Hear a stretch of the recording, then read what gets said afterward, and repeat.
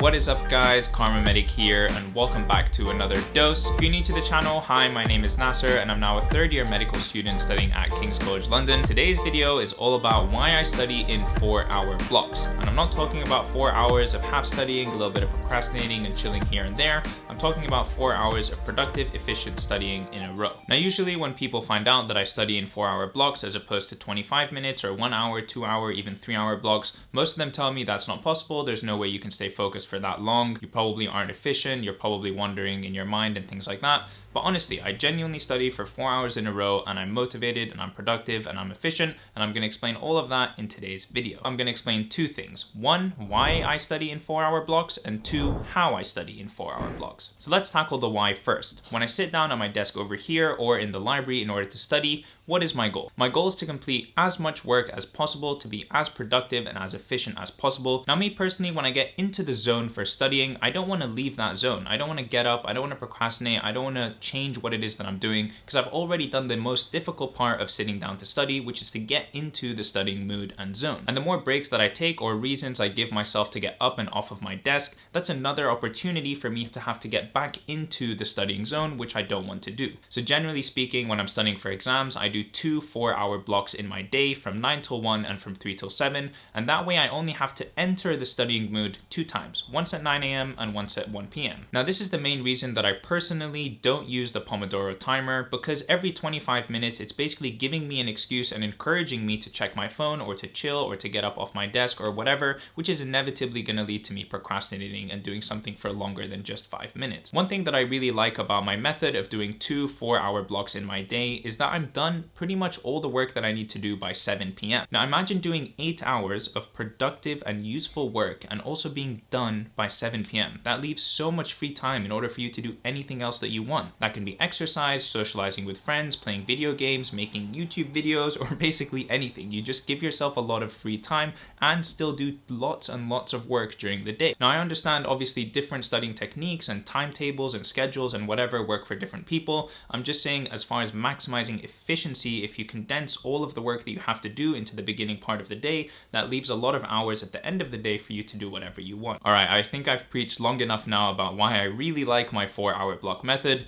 Now let me tell you how it is that I can actually stay focused and work for 4 hours in a row. I'm going to break this down into 5 key sections. The first is to plan the night before. And what I mean by this is that when I wake up in the morning and I know that I'm going to start studying at 9 a.m., I've already decided exactly what it is that I'm going to do at 9 a.m., which means that there's no friction or no time wasted in trying to figure out what do I need to study, what have I done enough of, what is left for me to do, etc, etc. I've already decided that and planned it the night before. So when I sit down at 8:59, I start exactly at 9 and I can get immediately into the studying zone. That is actually really key. If you're struggling to get into the study zone, have a predetermined plan of what it is that you're going to do during that time. So for example, tomorrow at 9 a.m. I'm going to study for the USMLE exam, which is here. So tonight, before I go to sleep, I'm going to open this book to the page that I'm going to be starting on tomorrow, and I'm going to put a pen inside of it. That way tomorrow when I take this book, which is already laying on my desk, in a nice and convenient place for me to begin work,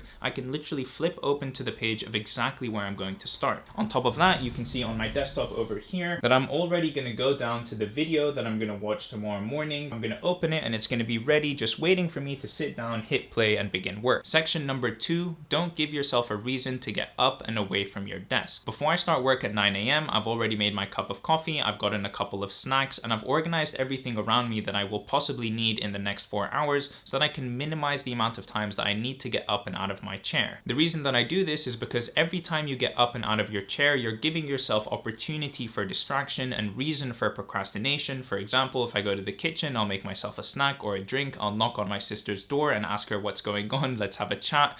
Every time I leave my room and I leave that studying zone and studying environment, I'm giving myself reasons and excuses and opportunities for procrastination. Now this is going to be slightly controversial, I'm sure, but I honestly don't allow myself to get up and out of my desk until I've done an hour of studying. The thought process that I have in my mind is that if I haven't been able to sit down and do productive, solid work for an hour, do I really deserve to go take a break? Do I really deserve to go procrastinate and fill up my drink and get more snacks or take some time off? No, I need to first do a bunch of productive work before I can even think about the idea of getting up and procrastinating. And usually when I push myself to stay that extra 15 minutes, I actually end up studying for another 30 minutes or 45 minutes or whatever before getting out of my chair, because I want to finish, for example, the video that I'm doing or the section that I'm doing or the page that I'm writing. I just give myself reasons to continue studying. You know, I'm almost done with this section, I'm almost done with this video, I'm almost done with blah, blah, blah, blah, blah. And I just try my best to keep myself situated at my desk. You know what? Now that I say all of this out loud, I'm starting to sound a little bit crazy, but just stay with me here. The point of section number 2 is to only get up and off of your desk when you really need to. Section number 3 is, for the love of God, just get rid of your phone. Your phone is your worst enemy when it comes to studying time. If you hear any notification, if you hear a buzzing, if you even look at your phone, or if you even think of your phone, you're so likely to just, without even thinking, reach over and grab it and check it. I'm guilty of doing this all the damn time. And because I'm a human and I'm prone to checking my phone and getting all of these addicting notifications and numbers and messages, I have 2 ways in order to completely eliminate my phone from my studying environment. Step number 1 is to put your phone out of sight. If you can't see your phone, you're less likely to think of it, you're less likely to notice it, and you're just less likely to check it overall. Step number 2 is to put your phone out of reach. That creates a huge barrier. You have to now get up and move in order to get your phone, which I know sounds kind of stupid. You're probably like, oh, it's just 2 steps away over there on the bed.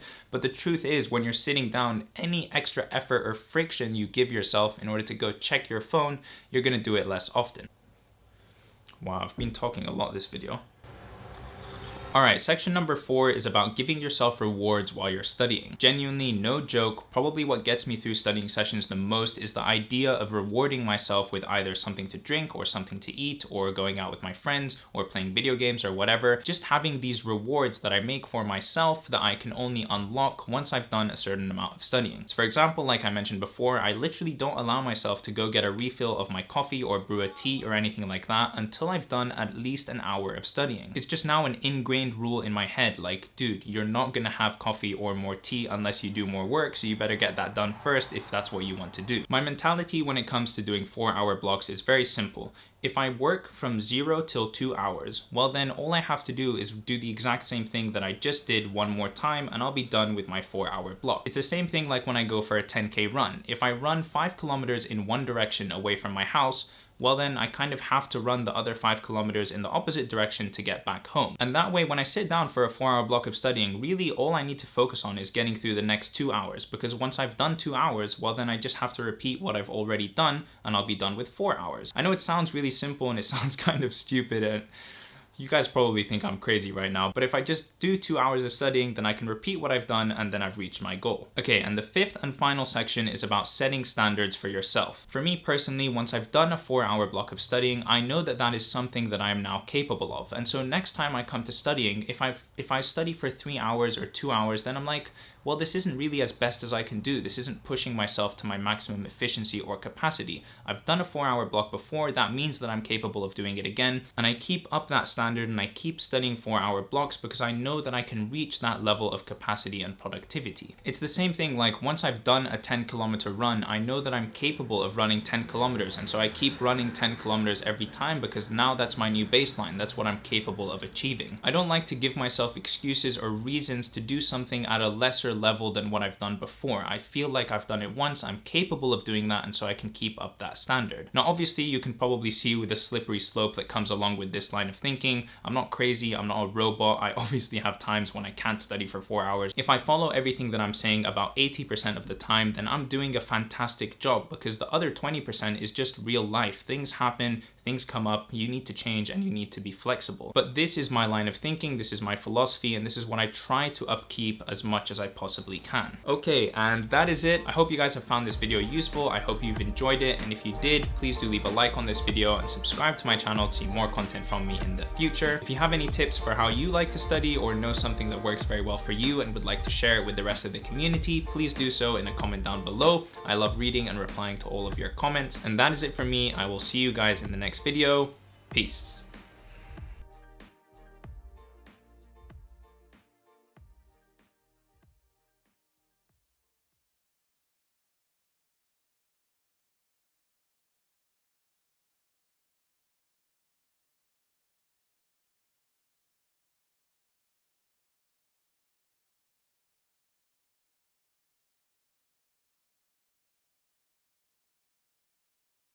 What video are we doing today? Why I study in 4-hour blocks.